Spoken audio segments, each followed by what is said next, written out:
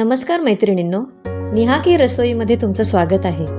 आज आपण करणार आहोत पहाडी आलू। पहाडी आलू करण्यासाठी इथे मी साधारण 8 ते 10 छोट्या आकाराचे उकडलेले बटाटे घेतले आहेत। हे बटाटे आता आपल्याला व्यवस्थितपणे कापून घ्यायचे आहेत। तुमच्याकडे नॉर्मल साइजचे बटाटे असतील तर ते सुद्धा चालतील। हे आता व्यवस्थित अशा प्रकारे कट करून घ्यायचे आहेत।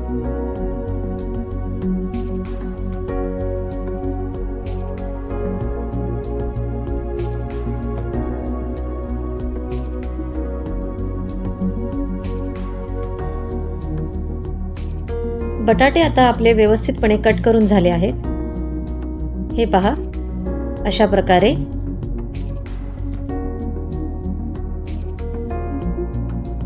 भाजीचा मसाला करण्यासाठी इथे एका खलबत्त्यामध्ये मी 2 चमचे धणे घेतले आहेत, अर्धा चमचा जिरं घेतला आहे,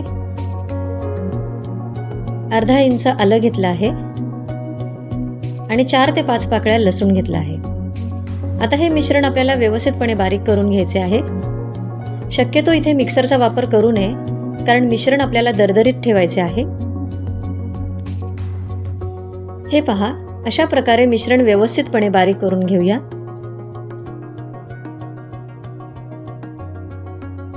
आता या मिश्रणात थोडीशी कोथिंबीर घालून घेऊया आणि मिश्रण पुन्हा एकदा व्यवस्थितपणे बारीक करून घेऊया। मिश्रण व्यवस्थितपणे एकजीव झाले पाहिजे। आता यात 1 चिरलेली मिरची घालून घेऊया आणि मिश्रण पुन्हा एकदा बारीक करून घेऊया। हे बघा, अशा प्रकारे हे मिश्रण दरदरीत राहिले पाहिजे। आता एका पॅनमध्ये साधारण 3 चमचे तेल घेऊया, त्यात 1 चमचा राई घालूया आणि थोडेसे हिंग घालूया। आता उकडलेला बटाटा घालून भाजी व्यवस्थितपणे परतून शक्यतो इथे नॉनस्टिक पॅनचा वापर करावा, म्हणजे बटाटा तव्याला चिटकणार नाही।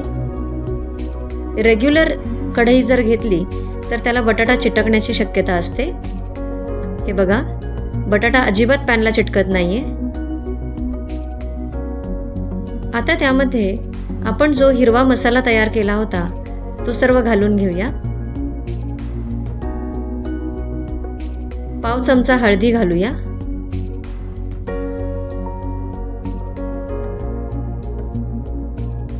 आणि अर्धा चमचा लाल तिखट पावडर घालूया। चवीपुरते मीठ घालून घेऊया आणि भाजी व्यवस्थितपणे हलवून घेऊया। हे बघा, अशा प्रकारे आपला पहाडी आलू तयार आहे।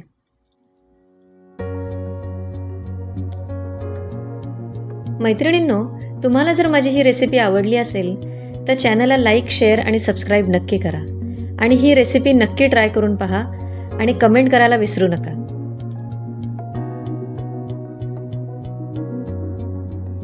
ही भाजी तुम्ही चपाती बरोबर, पुरी बरोबर किंवा भाकरी बरोबर नक्की खाऊन बघा, तुम्हाला नक्की आवडेल।